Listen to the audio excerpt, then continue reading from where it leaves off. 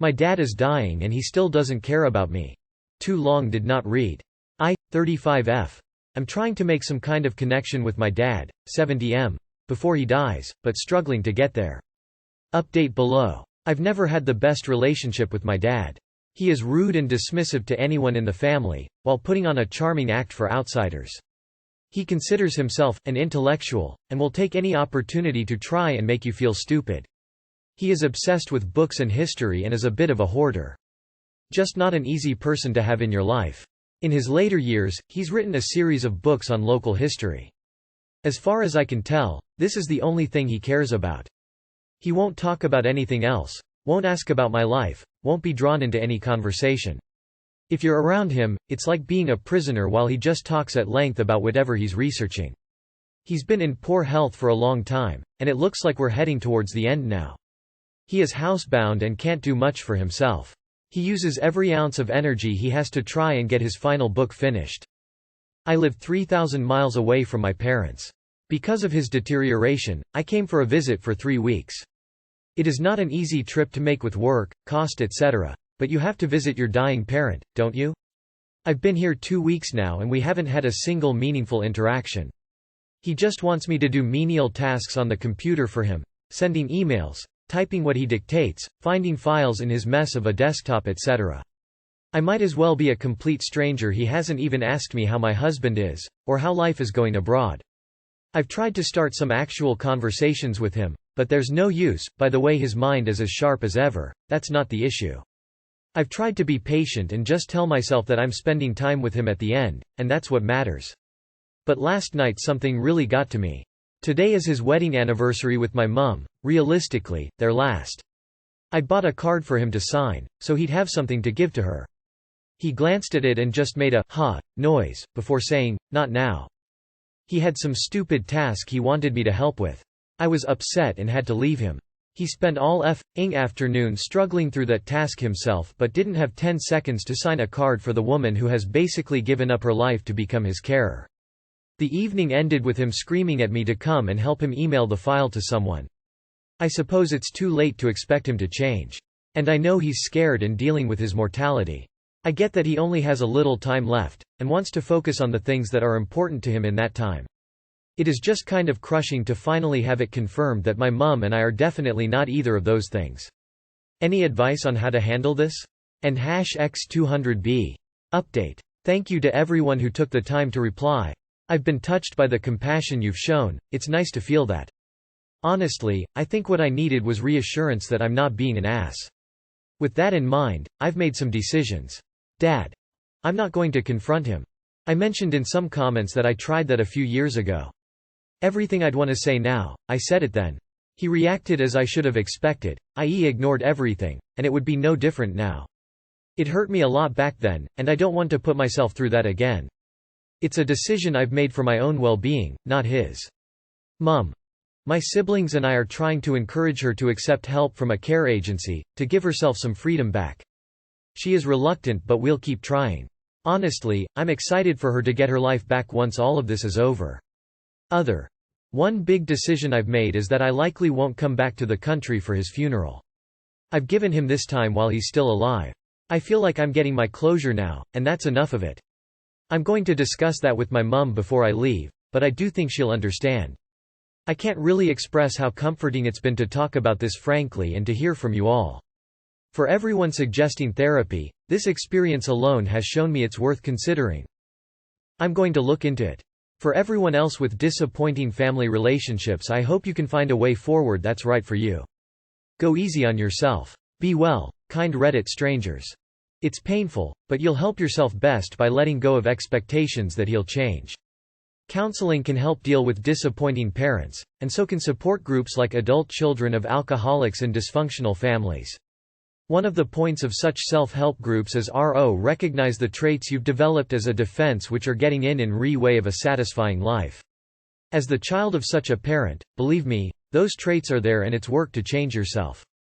Also ask your mom what emotional support she'd like to gain from you. But factor him out. He is not going to give you what you crave, for yourself or your mom. You tired. You can't change him after 70 years. Sit down and tell him how you feel about your relationship. Tell him you love him and leave it alone. I would also suggest counseling for you to deal with these emotions." Oof. He won't say it, but you need to hear it. You're a good daughter for doing this. All the more so for continuing without a thank you. Ending a 20-year friendship? Me 30F, he 30M, and also his fiancée 24F. I am struggling with this so much I can't sleep. Obligatory background. I, 30F, have been best friends with this man, 30M, since kindergarten. His fiancée, 24 female, and I became best friends also. Firstly, his fiancée and I are pregnant at the same time, and it has shown my best friend's true colors in a way I never expected. He has been ignoring that his fiancée is pregnant, drinking heavily, and neglecting her. She sent screenshots of him saying he felt she had taken out her birth control, she ruined his life, and she has really trapped him. He said they would never afford anything, and that he would never be able to have friends over or go out. He makes over $20 an hour, he owns 3 houses and a few acres of land. He has a shop nicer than any repair shop in town. They are not hurting financially. Well, when she sent me all of that, I was shocked and upset for her. She only wanted love and support from the man she has loved and supported for years now. She doesn't deserve to be treated like that. I told her this and she asked me not to say anything to him about it, so I didn't. I don't want to ruin the trust she has for me and I don't want to cause any problems. So we continued life normally, with me giving her extra support. Secondly, my baby shower was recent and I invited them both. She texted me to tell me that he wouldn't be attending my baby shower, but he wouldn't even attending his own. When I asked her why, she told me to ask him myself. I did, and he said he couldn't go to mine if he wasn't going to his, and because it was a women's event. I asked where he got that idea, as my fiancé was excited to go to ours. He stated his grandpa said it wasn't for men. Honestly, I was really hurt and told him even so he should go to his to support his fiancé, as she had been raised differently than he had and she needs his support. I told him he was hurting her by doing this. He ignored me. I told her and she told me he needed to hear it from someone else, not me. Nobody else would dare tell him. I told him that it's time to decide who you want to be as a parent. No response. So lastly, and this has been weighing on my mind. They often have people over, to the point of 50+ for special events. One that has been a frequent in the past year is a known person who is facing charges for things involving kids. He lied to them and told them that he was set up, and I can't say how I know he's lying. I do. Let's say I used to work somewhere where he was present many times. I was able to tell them without saying how I knew, only pulling up court records and showing them a post about him. They believe him. I'm debating on just sending a baby shower gift to their home and just stepping out of the friendship. They haven't talked to me in over a week. Your friend is a dick. Also another reason she should leave him if he's inviting a known child abuser to their house. Where do you live that $20 per hour gets you 3 houses, land and a nice shop better than any actual shop? Okay, I'll go out on a limb and say your friend is a gigantic shitbag, and the slight age gap here, seeing that she's been with him a few years now, explains a lot.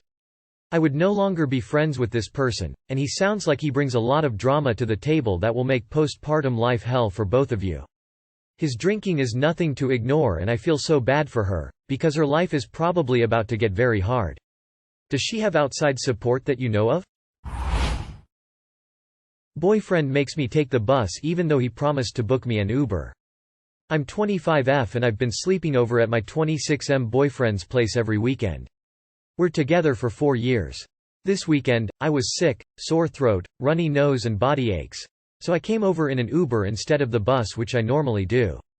We split the Uber. The next morning, I woke up feeling worse than before, but I had to go home, so my boyfriend offered to buy me lunch and pay for my Uber home. I was very grateful that he offered and I told him that. When the time comes for going home, there's surge for Uber and it costs $10 more than usual. Because of that, he told me to take the bus even though I'm sick. And this is a guy who earns over $50K a year, with no financial troubles, while I make less than $20K a year as I'm still studying. Then I questioned him because he promised to book me an Uber home, but he said that was before the surge. I got pissed off and yelled, "So your $20 is more important to you than my well-being?" And I left his place without him to take the bus. Usually he would accompany me to the bus stop to take the bus home, but I told him not to follow me and he didn't, and he called me entitled instead. In our dates and all that, we'd usually split or he'd offer to pay 75% occasionally because I'm financially less capable.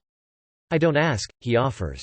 Anyway, the amount of times that I go home in an Uber from his place is so infrequent because I'd usually take the bus, but I was feeling too sick to do it today. Journey home via bus takes 1 hour and Uber takes a quarter of the time.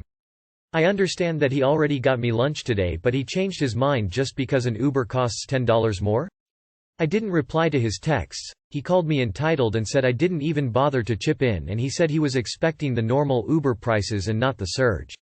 I feel so hurt and betrayed. I don't know how to reply to his texts. Too long did not read. Boyfriend bought me lunch and wanted to book me an Uber from his place because I was sick, but changed his mind when it costed $10 more during the surge. As far as I'm concerned, if you say you're going to do a thing for your partner, then you should stick to your word. He said he'd get you an Uber and then flaked. It's on him that he didn't consider the surge pricing. Sure, if he genuinely couldn't afford it, that would be one thing, but he can. The fact that you're ill and this made your day even shittier just makes him look worse. He should have been at your place making you some soup, or at best order takeout and taking care of you while you're sick if any socializing is occurring. Instead you're out visiting him while you're sick? And he won't pay for the Uber like he said he would? He's despicable for more reasons than one that have already been said. Husband keeps throwing it in my face this is his house. Long story short, we've been married 2 years. When we met he would talk about us getting our first house built together, etc. Every time we disagree on something or even just causal convo, it's his house. His bills. If he didn't want me here he promises I'd be gone. Just fucking tired of it, and I don't understand why he's holding it over my head. Yes, I'm not on the mortgage, but I do help with other bills and work full-time and keep up with the house. My feelings are so hurt. And we did talk about it. It just happened again this morning. And his response is, what else am I supposed to say? Leave. Call his bluff and pack up and leave. This is a form of emotional abuse. Let him rot in his house. Go start somewhere else completely new. Let him have his fucking house. He can marry his house.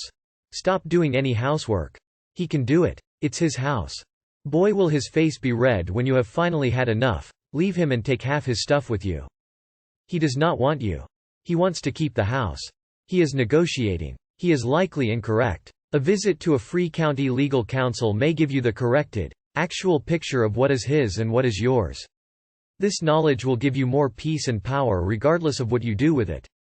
Serve him divorce papers. Don't leave just yet. Get a divorce consult to find out what your options are. He is basically threatening to kick you out. If you have a separate bank account, then stop contributing to the home. Pay only the bills that you owe in your name.